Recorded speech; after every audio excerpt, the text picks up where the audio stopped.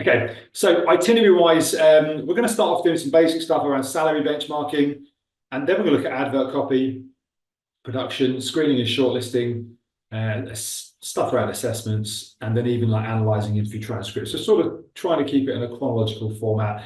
The advert copy stuff, you're probably like, yeah, I've seen that before, yeah. But we wanted to think about it slightly differently in regards to the tasks you don't have time to perform, where the advert copy could, if you build a few little steps and things in place, it can really maybe provide an extra few percent here and there, but perhaps on every advert.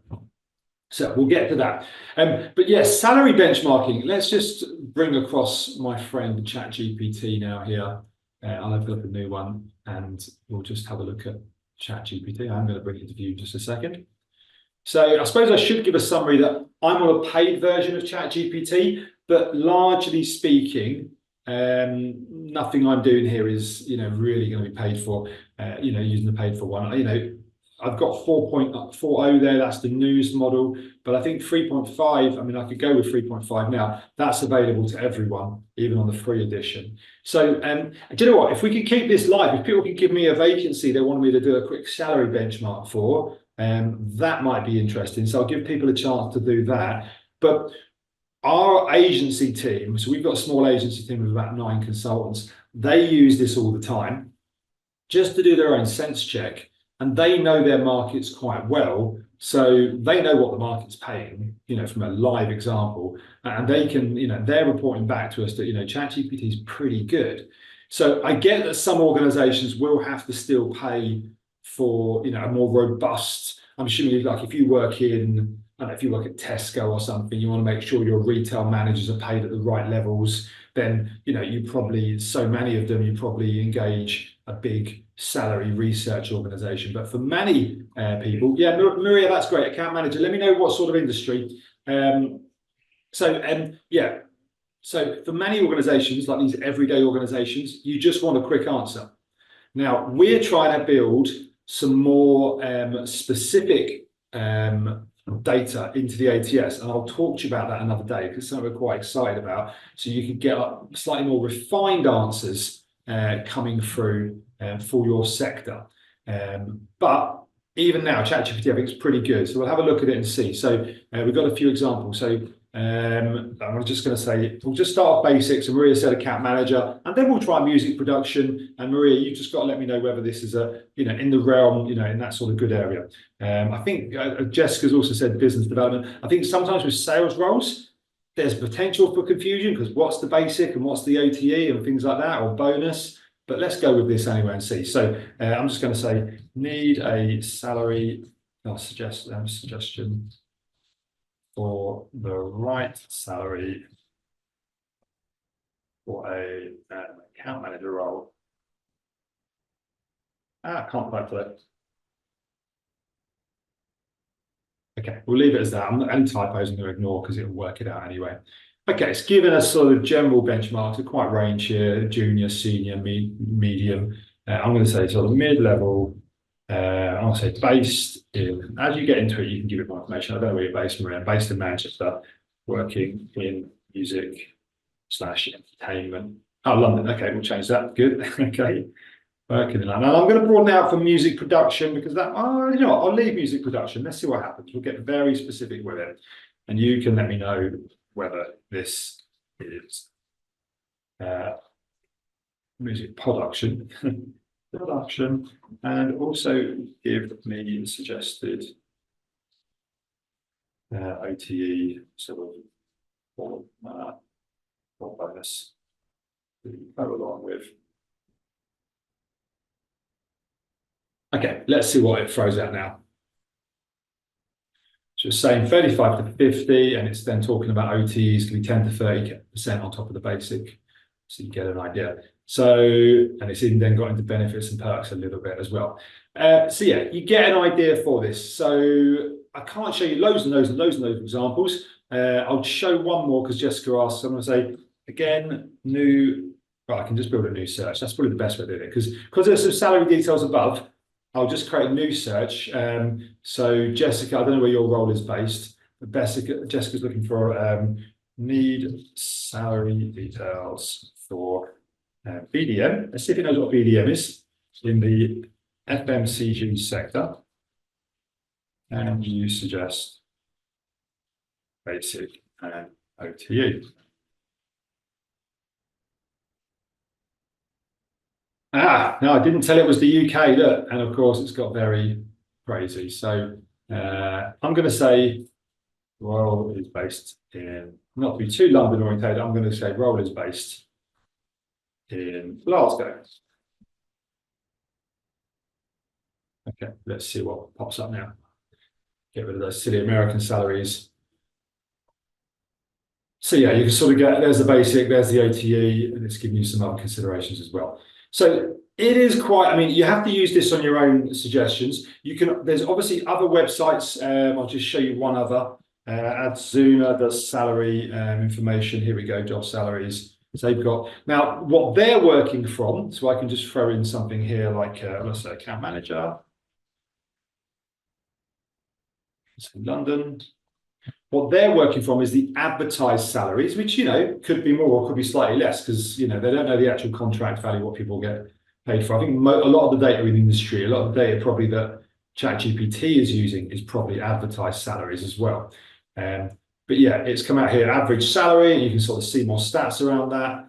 And it talks about London account management salaries, and you can sort of see how that works. Once again, small concern here is I don't know whether that's basic or OTE because of the nature of this. It's a little bit vague. It seems to suggest basic to me. Okay. Anyway, you can use these tools out there. I guess all I'm suggesting at the moment is the likes of ChatGPT. We've also got Google Gemini. I'll show you Google Gemini, which I have here. It used to be called Google Bard, now called Google Gemini. I'm going to just take that same question. I'll take this one here. I'll just type it in myself. And Google Gemini catches up. So need a salary suggestion for a BDM role in FMCG sector in Glasgow. Loads of typos in there, but here we go. And look, one of the nice things about Gemini, probably an underutilized service really, but it's more likely to reference stuff in my experience. So you can sort of see it's using things like pay scale and stuff like that. So websites that are free for you to go out and use yourself. So that might be a website that you then go on and use, or it could actually be that you prefer to use, you know, Gemini, because what it does is it ends up giving you this sort of summary by taking information from multiple sources and giving you this sort of summary information. So yeah, you can sort of see how that works quite nicely. Now, bear in mind with ChatGPT, later on, I'm going to be showing you how to build custom GPTs. And what that enables you to do is just super quickly type in a shorter command that has much more detailed instructions behind it that gives you exactly what you want. Yeah, so we could sort of just say BDM Glasgow, and then it's got lots of information and it would know what sector you're in, it would know all these other things, it would know how you want information presented, it would know whether you want historical analysis associated to it and how detailed that should be. So I'll show you that later on. And that might seem, whoa, custom, I'm only just getting used to ChatGPT, Adrian. Why are we jumping on the custom GPTs? They're really easy. I'm going to take the time to show you how easy they are. Now, I did mention I'm on 3.5 here. So 3.5 is not as strong a large language model. Basically, it's sort of maybe 9 months old or probably 12 months old since it's been released. So I can also, if you're a paid member, you can go up and use the 4.0 model. We might get a better answer to that. I'm not going to keep going through it. You get the general principle, but this is a benchmark that at the moment, at the very least the moment, it gives you a pretty good indication, I would say. You can work it through with your own industries as to whether it's really good and accurate or pretty good. I think more often than not, it's pretty good, and let's see if it can stretch out to it. But as it gets better and understands more roles in its indexing, it's read the entire web, it will be better at actually producing you these results. So that's number one. I'm going to have to keep flicking on this here because I get confused. Yeah, next up, and I'm going to get straight into building these custom GPTs, or I've got them pre-built. I want to show you advert copy. So let's jump in and show you, because you've probably seen some stuff I've said on advert copy before. So I'm going to just, yeah, I can start over here. That's fine. So what I've got with advert copy, let's find my Okay, where are my custom GPTs? Maybe I'm not logged into the right one. Okay, 2 seconds. Okay, this is better. Okay, so now there's a couple of things to update you on here. So we've actually, I'm not here to sell ChatGPT. We've actually upgraded. So we're paying for our, now when you upgrade in simple terms with ChatGPT, you can pay $25 a month for an individual upgraded account. No, sorry, $20 a month for an individual upgraded account. And that allows you to use this 4.0 model. And it has a few other benefits, like it's, you know, it doesn't go offline as often and things like this, but largely it's about using the better model to get better answers back. Yeah. Now, what you can also do is you can create a Teams account. So minimum 2 users, it's $25 a month. No, sorry, $50 a month. So $25 for each account. Okay, slightly more expensive, but not particularly expensive, I don't think.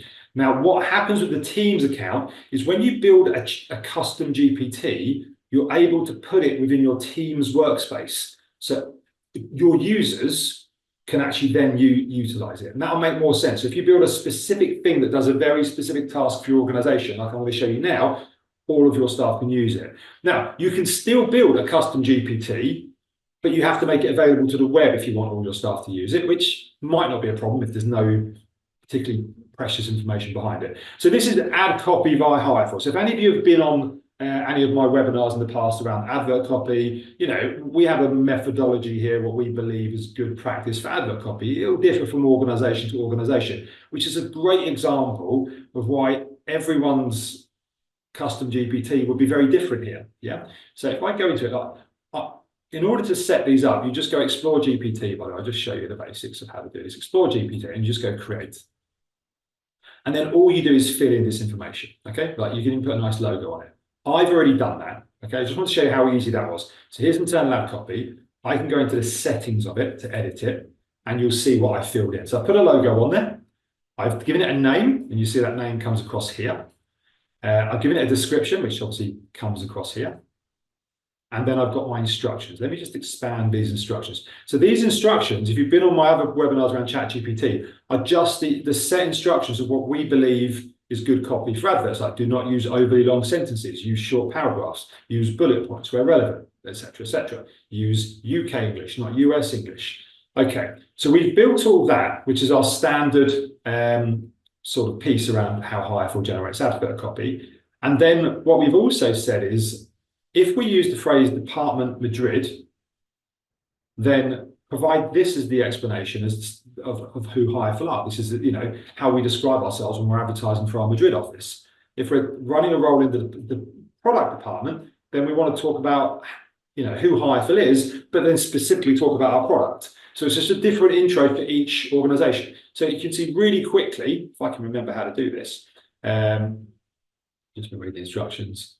Please note you must not edit or change. Provide a description for based on the advert assist below, but text you should use. Okay, fine. So if I come along here and grab, I'm going to grab, right, I've got an advert copy here that I've got this a little bit long-winded and boring. So not boring, actually, it's actually a very good advert. I should apologize for that. It's actually because you're going to see it a bit.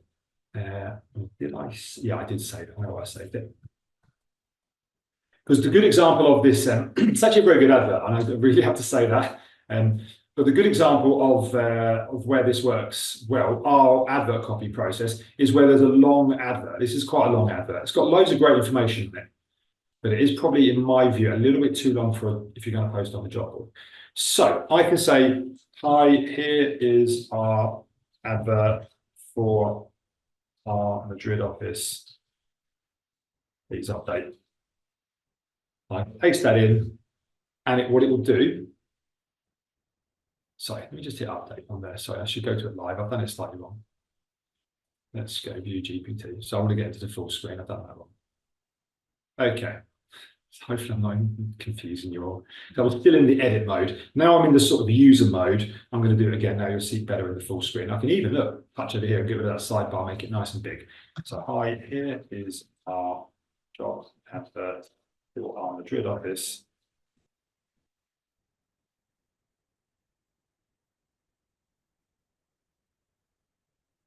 and it knows what to do because it has all the instructions preset that you've read and seen.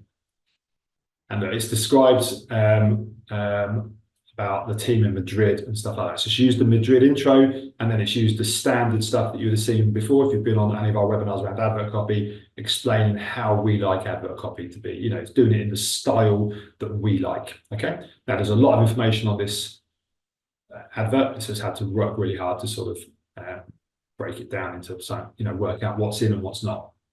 Okay, so that's just the basics there. That's the advert copy GPT. Just to remind you again, now you've seen the output from it.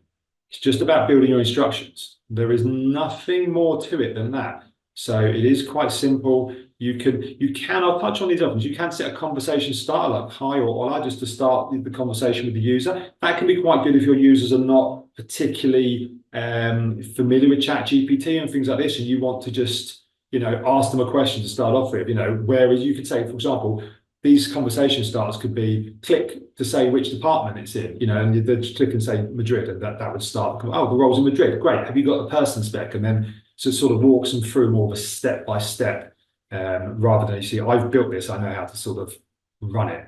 So you can do it different ways.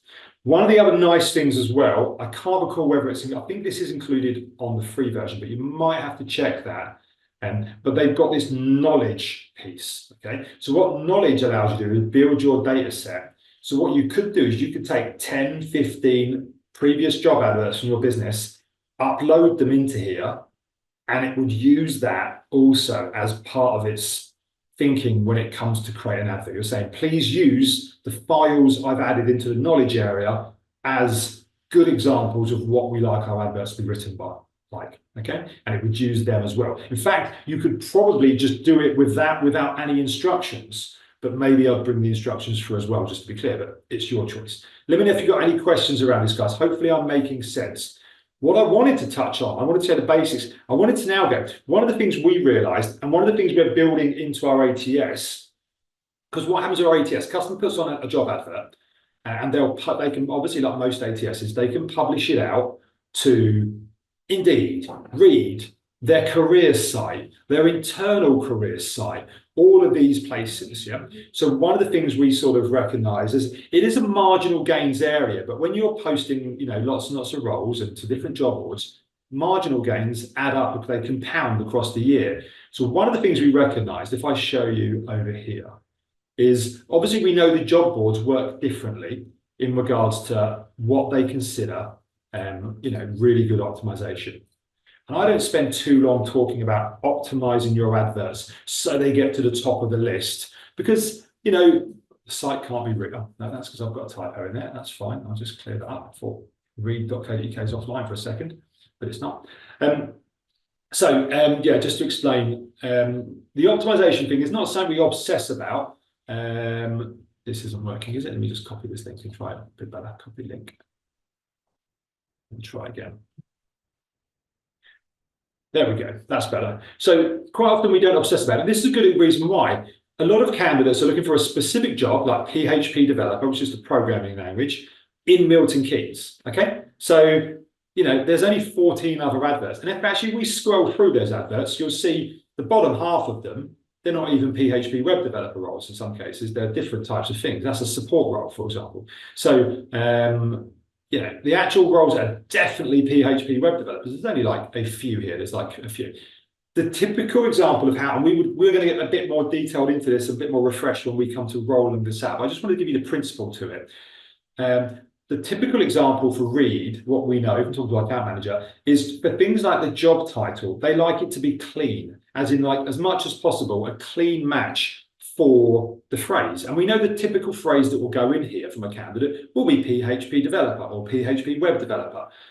So they want it nice and clean. Okay, now I'm going to touch on that in a second. Now, if I take total jobs, let me copy that, and I'll show you the same type of search over on total jobs. They they're not as focused on the advert being clean. So now you're seeing, now you're seeing adverts at the top that are not actually a perfect match. They're senior PH, they're actually a hireful advert for one of our clients. So that wasn't deliberate. That was me searching last night. We've got a bunch of adverts. We don't own the job boards. But yeah, now we're seeing senior PHP developer come up at the top, and actually other adverts for PHP developer, which you think are probably a better match based on the title alone, are not getting there. A couple of things are happening here now. They've all got their algorithm. I don't want to go too far into this. I've turned it into a webinar about job adverts. Don't want to do that. They've all got their algorithm, just like Total Jobs prioritizes these criteria and Reed prioritizes these criteria. Now, when it comes around to it, this is real marginal stuff, particularly like we say, most roles, they're in a specific area. There's not huge competition when people get to, I'm looking for this in this area. You've got a few dozen, vacancies competing with you perhaps. Now, other things like we've just seen account manager London, if Maria's actually competing, ideally she wants someone from music production, but if realistically she wants her advert to be, get lots of good account managers in for London, then she might be facing a lot of competition for that and want to appear top for the phrase account manager London. Let's just throw that in for a bit of fun and games. Account manager London, you will see lots.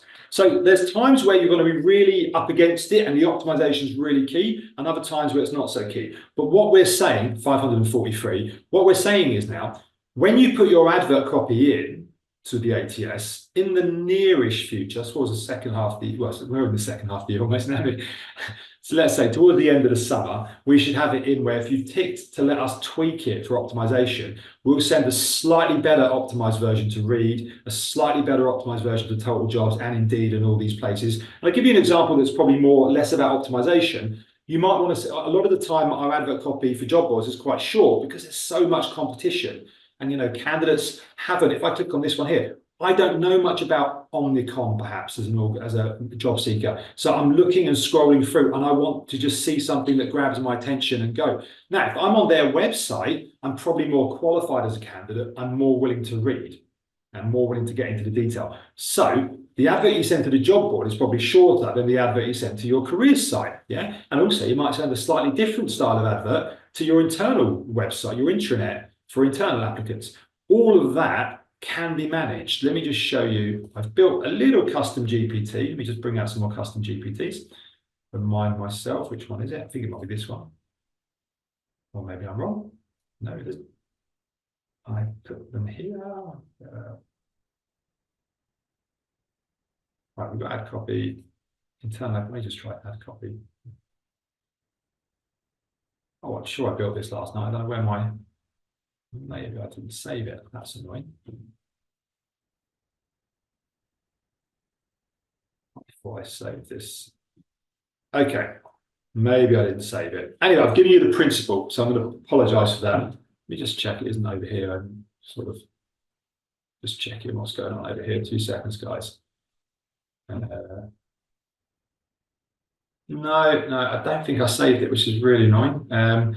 Okay, but the general principle would be, apologies for this, we would create advert copy, and you could just say like, create me like a version for Reed does this, create me a version for Total Jobs that does this, create me a version. So the same request would go in, and it would then go, right, I know Total Jobs, you want the optimization word to go in 5 times. I know over here you want it to be like this. So for Reed, let's just give a really clean title on it. So it would understand all these details. It might say, oh, the copy for your career site. I know we can be a lot longer with that. So by putting it into the machine once, you could manually get your 5 or 6 advert copies of what you want. And I'm going to be building that out. I'm going to be building this out, and I will make this available. So I'll make sure we send this out and we share it to everyone. I'll make this available on ChatGPT, because all of these, if I show you, all of these GPTs, these custom GPTs, I can put on the marketplace. You can build one and you can put it on the marketplace and you can make it available. So, I can image, like Canva's here, and you can logo creator, so people can make it available. So I'll make it available to you, and you'll be able to just go put it in, and whether you use Reed, Total Jobs, you want like a short copy, you might just want a short copy of your advert for the job board, a longer copy for your careers website. You'll be able to just put it in and it will give you the 5 copies and away you go. So that's that. We've got to do a little bit more research around the optimization. We know some basics around it, but we need to get back into that and look at it in a bit more detail, which actually isn't that difficult, but we'll talk about that another day. So apologies for missing that example. I don't know why I didn't save it when I was working on it last night. Okay, so next up, we'll come off ChatGPT. I want to show you screening and shortlisting. Some of you might have seen this the other day, but we have got a tool called Party Rock. And our product team have been developing and testing this. We're using different, I'm not getting too technical now, I know some of you will be down with your AI stuff. We're using different LLMs, so basically different types of AI, because all these organizations are training their little AI on lots and lots of information. It's called a large language model. So there's different ones you can use that do different things. So we're now testing out this before we build it into our ATS. So in simple terms, let me just go grab a CV. Grab a CV from over here. Actually, you don't even need to grab a CV. I can just, once again, bring ChatGPT through here, and I can just ask it for a CV. No, of course, it's not going to catch up because one's the other thing. So actually, let me just drag this through. We'll get a CV first. So I'm going to say, look, provide, it doesn't actually know what an anonymized CV looks like, by the way, anonymized CV for and let's just stick with account managers, because that seems to be what we're doing today.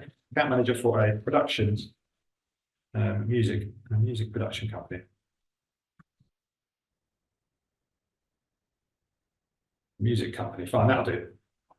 It'll provide us an anonymized CV, just to show you the principle of this.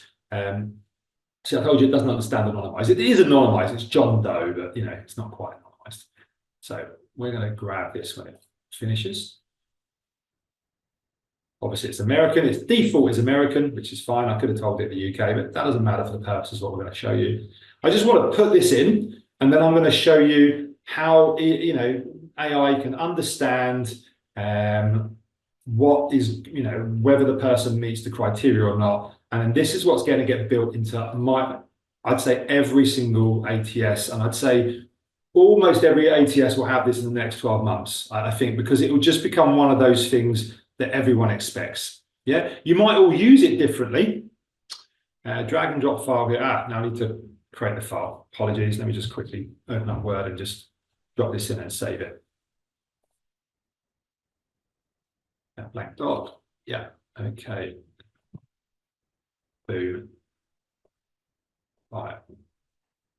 Save as. AMCB music. Okay. Right, so let's choose this file now and drop it in. Here, wasn't it? Yeah, so there it's still open. Yeah, okay, apologies. This is what I'm trying to work too fast today. Okay, so the CV goes in, it understands the CV. Now we can say, what are the qualifications the person must have? I'm going to say like a degree in music production. I don't know if this CV has it, I doubt it. Experience required, we're going to say like, let's say 3 years experience as an account manager. 1 year experience in the music industry. Now I've made a typo there, I'm not going to worry about it. Lots and lots of typos today. Okay, skills, we can say, I don't know, I'm going to say like violin, which is a bit random, totally silly, but let's just see what happens. Okay, now we've got that up, I can run it. And that's all our team is doing at the moment, just sort of understanding what you can do, what you can't do, what it can consistently do if we're going to get it to this. This is how we think, and before I show you the results and talk about that, this is how we think screening should happen. It shouldn't be like, let's get a collection of your past hires, but which you might have hired with perhaps some almost undoubtedly to be some unconscious bias in the decision making for those hires. And now we can say, as much as possible, we can take out the unconscious bias. Now, the unconscious bias could be there, or the conscious bias, because I can say, I really like people that know the violin, have really good attention to detail, and I think that's really important for this role. Yeah. Now that might be, even though attention to detail is not listed as a skill, and there's no obvious link between violin players and attention to detail, and that's simply not fair. And also, there might be a link between violin players and socioeconomic backgrounds. So you can sort of see, you really need to think about the questions that you're asking. But if you're asking more straight up questions that you can qualify, like I do think it's important the person has an experience as account manager. I do think it's important they have experience in the music industry. Maybe I also think it's important they have a degree in music production, then that's what will be considered. Now, you can set up a scoring criteria. So that's something we're working on here. So ignore the amount of scoring, but basically you can sort of see that the AI understands the CV, which is pretty straightforward. So you can say, look, the person does not have this. Yeah, it's also quite useful if you're rejecting applicants in the future. You might be able to say, yeah, you can click here and see why you were screened by AI, because that's an interesting area. How transparent are you going to be with your AI usage in the future? Maybe you'll be required to be transparent, but I think that'll be a few years before the legislation catches up. But I think lots of organizations might want to be very open about it and say, yes, you were screened by AI. And you can click here and you can see how we've done it and you can see the feedback. So like if this person's applied, it would say, assuming that these questions match up to what you put in your advert, that you need a degree in music production, they can see that, oh yeah, I don't have that. Then they can see that the person has 7 years experience as account manager. Great. The person has over 7 years experience in the music industry. Great. But they don't have any experience of playing the violin. And then you get a little summary here. Yeah.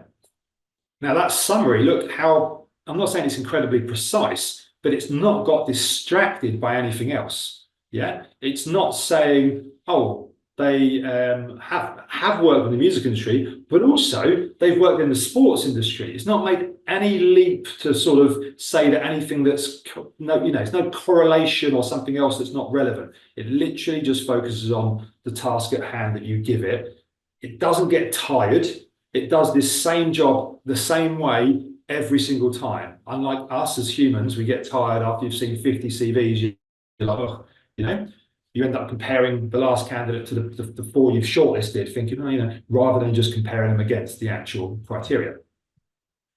Okay, let me know if you've got any questions around that, guys. I just wanted to show that. That's a tool called AWS Party Rock. So AWS is the platform that a lot of software is built on, but this is what they call no code, where someone who's not particularly technical can go on and build, you still have to be a little bit technical, can go on and build a sort of the basics of an application to then work out, okay, now we can go and actually, what's possible, what's the best way of achieving the end goal, and then actual developers can go on and build that. But I just thought, as we haven't built our actual screening tool, and maybe you haven't seen much of this in a live format, I thought this is an interesting, example to show you. I could have just thrown it to ChatGPT and said, here's a CV, are they a good fit? But then obviously ChatGPT might take its own leap of faith around, oh, this is important, that's important. This allows us to really control the process, which is, as you can imagine, the amount of potential for bias here is really key to have a strong set of controls around this process and something that you can stand behind. If a candidate says, oh, why was I not considered? It's like, well, actually, you were screened by AI and this was the assessment. And then you can also say, if this is wrong, if any of these, conclusions the AI has made is wrong, if you do have a degree in music production or any of the above, please let us know. Okay, so that's screening and shortlisting. Assessments, we call it criteria and things like this. This is an area where, once again, I'm going to go to custom GPT, look at the number of tabs I've got open. This is quite crazy. Let me just close down a few. So, okay, so let's come across here. So, yeah, we've got our custom GPTs. Let me just bring up some of these. So, one of the things we've got is an SJT builder. Let me just see. Where that's annoying. I've had another thing that I've put built. So, okay, I'll just show you the SJT builder. So this is a situational judgment test. Once again, it's a custom GPT. You'll see how it's built. We can go in and edit the GPT. And you can see, look, so this is the instructions. It's quite simple, isn't it? There's not a lot to it. And you can build out your own way of saying, look, if I want managers, let's imagine this scenario. Managers are building their own situational judgment tests. They think they've got a pretty good, maybe there's a varying ability of some are able to do it quite well. Some do it in a way that gives you some concerns. Maybe what you could do is have a group session where they bring their ideas, they show you how they like to do it. Maybe there's some good practice there. Maybe there's some concerning practice as well. You can build it into your own set of instructions. You're going to save them a bunch of time, hopefully, but you're also going to improve consistency. So you've seen the sort of instructions there. There's not too much else to this. All I do on the capabilities, I say just the web browsing bit, which is just to use the information you've seen on the web to provide the answer, because it's got image generation and like code and data analysis, not particularly relevant. So just that's a tiny little thing there. So back over here, so I can just I normally just say hi to start off with, and then it sort of asks me a series of questions. So this one is more of a step-by-step agent that will walk you through. So what skill are you evaluating? I'm going to say, let's say time management, okay? Okay, and then it is, what role are they interviewing for? I'm going to say marketing exec. Which industry are they working within? I'm going to stick with music production because I'm just, yeah, definitely a cool industry. What specific problems are faced by this? I'm going to say what problems around time management. People often late as they commute into London. Some teams are based remote. Yeah, we'll go with that as a couple of ideas. I don't know why that's remote one's a challenge, but you'll see how it works through as an example. Would you like me to suggest multiple choice answers or lead? So yes, with a situation, I'm going to say both actually. It's not used to both, but let's see what happens if I say both. But you'll get the idea from both if you haven't seen many situational judgment tests. So now it's working through and giving you, the situational judgment test along the ideas that you suggested, the criteria, the instructions you suggested. So it's giving you a scenario and then it's giving you multiple choice answers. Yeah. Now, when I set the multiple choice answers, I think sometimes when you do this, they can be blindingly obvious for one of the answers and the other ones are rubbish. Yeah. So you can say, I want 2 really strong answers, 1 excellent answer, and 1 that's clearly wrong. So then it's still quite a tough challenge if you're doing multiple choice. But actually, you'll also see, look, there's an open-ended version of this, and it just says, you have a major event to plan for, an album launch, you realise the timeline's very tight, there's a risk of completing on time. Describe your approach to ensure that all tasks complete efficiently and the event is a success. Okay, so you sort of get the idea there. The other thing, let's see, I was doing today. Let me just see if I can go back to evaluate skill. No, that's fine. Okay. So yeah, my other GPTs I had lined up. I'm probably running out of time anyway. But the other one that I had built, which I don't know where it went because I thought I saved it. So apologies for that. But just to give you an idea, what I was asking for it for then, and I'm going to build it anyway and share all of these. I'm going to put all of these on the workplace. I'm going to share them all when we share the recording. You'll get that tomorrow. So you'll get all these links to it. So I'll share a custom GPT if you're getting down with this terminology. Some of you will be, some of you might be still scratching your head.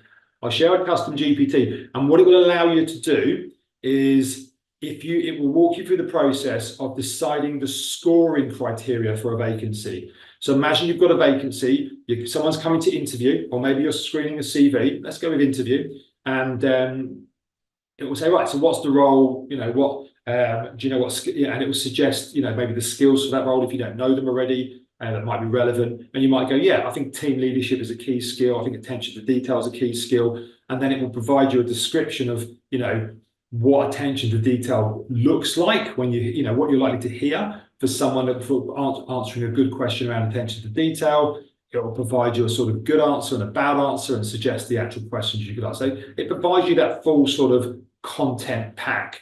And it will just be an example. And one of the things you can do with these is you can clone them. So you can come along here, you can clone these things, these GPTs. Let me just go to advert copy and you'll see, I think if I go into settings, I can absolutely clone them somewhere. Let me come in, edit GPT, yeah. And then you can duplicate it. So, and you can take it and make it your own. So that's also potentially useful as well. Okay, so that gives us a bit of an idea. Just moving on now to the final sort of section. I wanted to show you analyzing interview transcript. I wanted to show you this. It's quite a simple thing because I think it might open your mind to what is possible out there for the future. Because if the AI can analyze an interview transcript, it can probably analyze the notes on a performance review, and it can analyze lots of other things, and just to check that you're doing things in a fair and equitable way, and maybe to give you some guidance. So I'll get to the coaching bit afterwards, because this level of analysis, if the AI was watching everything that you did, so the AI could, if this was an interview now and we've had back and forth and all the rest of it, the AI could analyze that and it would probably tell me, Adrian, you spoke for 100% of the time. That's a terrible interview. It might also say, Adrian, you spoke too fast. So if I become as an interviewer very aware of like that, You could argue it's a good thing that maybe I'll slow down and talk at a slower pace, which I'm terrible for. You could also argue it might make me very robotic, or it might seem like an impingement of my, freedoms. Like, oh, this is just, I feel like I'm monitored all day now by various AI. So there's something we've got to talk about. We'll talk about the difference on monitoring and coaching in just a second. But I wanted to show you the difference around, let's bring up a new one here. And I've got an interview transcript. So let me bring this up. Pretty sure I saved it as a Word document. I might be wrong. No, I must have saved it as a Word pad.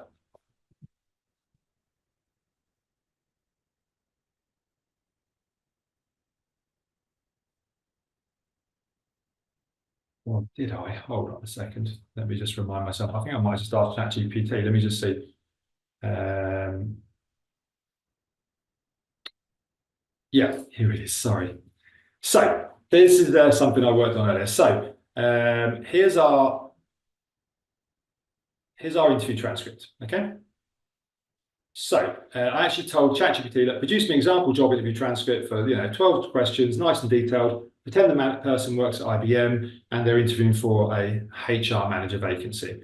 So you can see how this all breaks down. So imagine this is a real interview transcript. So you have a Zoom interview or a Teams interview, and you're able to grab the transcript of it. That happens already. If you ask to record the interview, it will record it. It will produce a transcript for you. I'm sure many of you are familiar with that already. So other tools can do this already, which I think is interesting, but they tend to focus on, there's a tool called MetaView, which is very good, and I know people who use it. And what they tend to focus on is the summarizing of this interview, because normally it's a recruiter maybe doing the first interview with the candidate, and then like having a really nice summary of that interview for the hiring manager to send on to the hiring manager. And maybe then the hiring manager can dig a bit deeper if they want. If they're like, oh, are they good enough on that? They can dig and see the question and hear the answer and everything. Fine. That's a good use case. But I also think there's a use case here on, to check that the person's doing what they're doing. So I can say, imagine, so like, did the interviewer give the candidate a chance to show their skills? Now that's a bit of a subjective question, but largely it does. It says that. So I can just say, let me just stop that now. I'm just to say yes or no.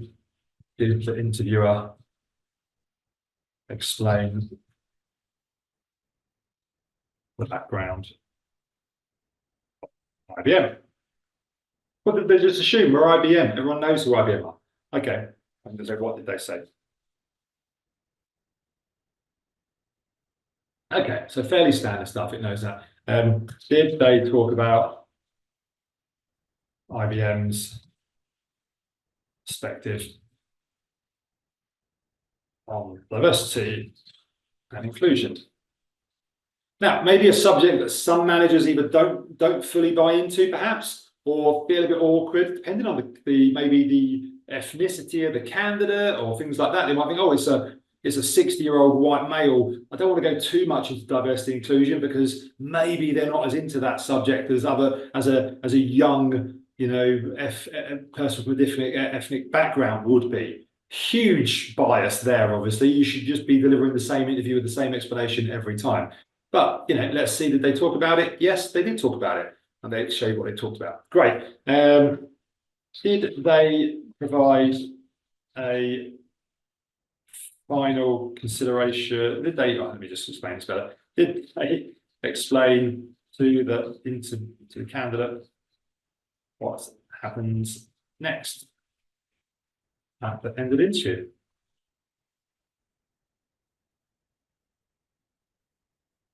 No. So there we go. So now this brings out a nice way of thinking around stuff around how do you want this coaching to happen? Because you can record all of this information and you can sit in front of, and you can do this in performance reviews and all these other things. So your performance reviews can be reviewed. Yeah. If your colleagues' jobs involve talking to customers, then all of those conversations can be recorded if you get agreement from both parties, and they can be, reviewed. So, the amount of stuff that you can sort of gather is unending, and the AI won't fall over with the sheer weight of effort. It will be like, yeah, I've got it covered. Here's all the information summarized. Adrian, this person is on every single phone call they do this pretty well, but on a lot of them, they fail to do this.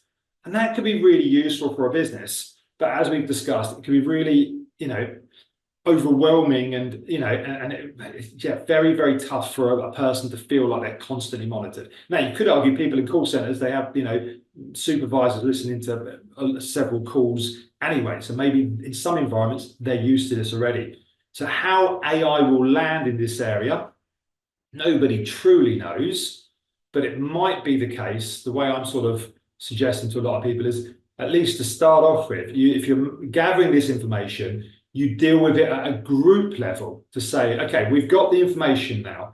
As an organization, we do talk too fast. And we can also look at the diversity from a recruitment perspective. When you talk to younger people, you tend to dominate the conversation. So the interviewer ideally should be 25% of the talking time of the interview. When we talk to a younger demographic, so us as a company, all of our interviewers, we average 32%.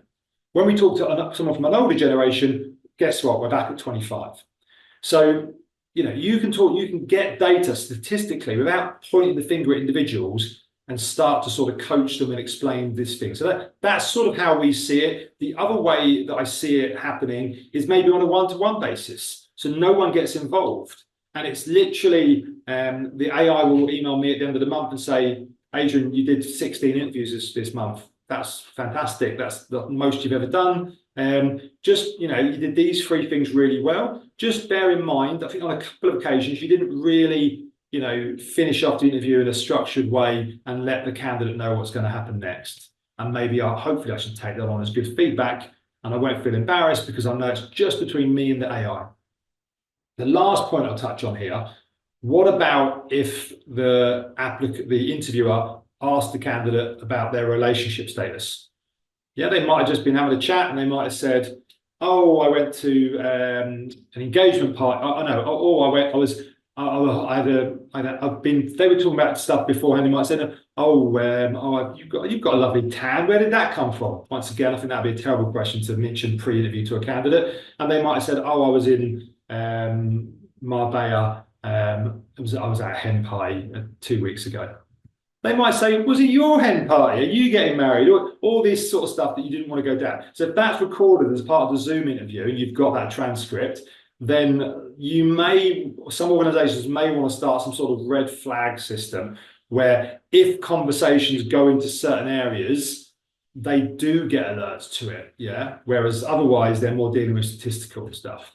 But let me know in the comments your thoughts. There is a lot of potential to do a lot of work in this area around analysing interview transcripts, performance reviews. If you guys are in HR, it probably blows your mind slightly in regards to some of the stuff that can be analysed. We're all going to have to find a way to get comfortable with it. There will be worker protections. If you don't know, if we do end up with the Labour government, their first 100 days in office, one of the things they're promising is new worker rights legislation. If you're working in HR rather than recruitment, you've probably seen articles around that. One of the areas that is sort of suggested they are going to sort of slot some stuff in for is around AI, and maybe a little bit of guesswork here. This might be, the monitoring of employees, because the trade unions are already quite nervous about the power imbalance between the employer and the employee in this area.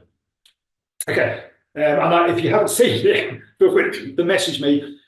We've got an AI legislation webinar we did last week. I know that sounds like real good fun, but it is quite important, and I think it's quite consumable. It's not that heavy, but it opens up some quite interesting areas to think about for the future. So let me know if you do want that.